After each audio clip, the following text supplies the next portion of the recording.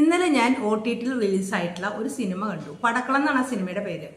അത് തിയേറ്ററിൽ വന്നോന്നും ഞാൻ അറിഞ്ഞിട്ടേ ഇല്ല കേട്ടോ. ഞാൻ മിക്കവാറും നല്ല പ്രശസ്തമായിട്ടുള്ള സിനിമയൊക്കെ പോയി തിയേറ്ററിൽ കാണുള്ളൂ.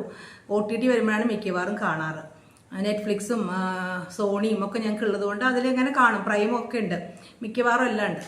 അങ്ങനെ ഞാൻ ആ സിനിമ കണ്ടു. ആദ്യം കാണാമെന്ന് വിചാരിച്ചു. കണ്ടപ്പോൾ എനിക്ക് അത്ര ഏത് സിനിമയായിരിക്കും എന്നൊക്കെ ഞാൻ വിചാരിച്ചു കേട്ടോ. പക്ഷെ അങ്ങനെ ഒന്നിനെയും നമ്മൾ തള്ളിക്കളയരുത് എന്നാണ് ഞാൻ നിങ്ങളോട് പറയണത്.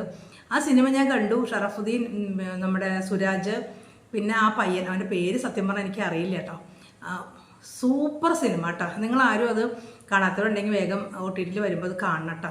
അത്ര നല്ല സിനിമയാണ്. അവൻ്റെ അഭിനയം പറയാൻ പറ്റില്ല. പക്ഷെ എനിക്കൊരു ഭാഗ്യം ഉണ്ടായത്, അപ്പോൾ ഇവനെ എവിടെയോ കണ്ട മുഖച്ചായെന്ന് എനിക്കും തോന്നുന്നുണ്ടായിരുന്നു. അപ്പോൾ എനിക്ക് ഓർമ്മ വന്നില്ല.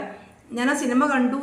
ഞാൻ ഒറ്റയ്ക്ക് കണ്ടു. പിന്നെ എൻ്റെ പ്രേംചേട്ടൻ കണ്ടപ്പോൾ, എൻ്റെ ഹസ്ബൻഡ് കണ്ടപ്പോൾ ഒപ്പം ഇരുന്ന് വീണ്ടും കണ്ടു. കാരണം അത്ര നല്ല സിനിമ. അവൻ്റെ അഭിനയം, എല്ലാവരുടെ അഭിനയം നല്ലതാണ്. ആ പയ്യൻ്റെ അഭിനയം, നായകൻ എന്ന് പറയണ ആ പയ്യൻ്റെ നല്ല അഭിനയം.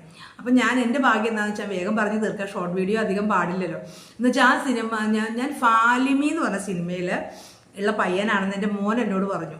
അവനും കണ്ടു, നല്ല സിനിമയാണെന്ന് അവനപ്പോൾ പറഞ്ഞു എന്നോട്. അപ്പം ഞങ്ങൾക്കൊരു ഭാഗ്യം ഉണ്ടായെന്ന് വെച്ചാൽ, ഞങ്ങൾ ആ സമയത്ത് ഫാലിമി പോയപ്പോൾ തൃപ്പൂണിത്തുറ സെൻറ്ററിൽ പോയത്. ആ സമയത്ത് ബേസിൽ അതിലെല്ലാം മിക്കവാറും ആർട്ടിസ്റ്റുകൾ, സ്ത്രീകൾ ഒഴിച്ച് ബാക്കി മിക്കവാറും പേരോട് വന്നിട്ടുണ്ടായിരുന്നു. അവരൊപ്പം ഞങ്ങൾ ഫോട്ടോ എടുത്തിട്ടുണ്ട്.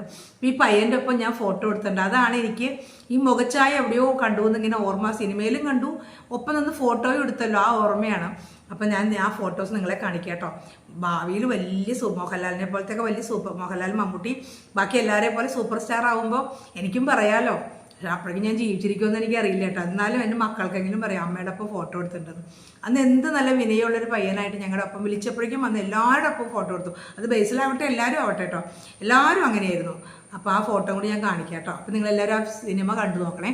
സൂപ്പർ സിനിമ കേട്ടോ. ഭാവിയിലേക്കുള്ളൊരു വാഗ്ദാനം. സൂപ്പർ നടനാവാനുള്ള എല്ലാ യോഗ്യതയുള്ളൊരു പയ്യൻ കേട്ടോ. അവൻ്റെ പേര് സത്യം പറഞ്ഞാൽ എനിക്ക് അറിയില്ല. അറിയണവരുണ്ടെങ്കിൽ കമൻറ്റ് ചെയ്യണേ.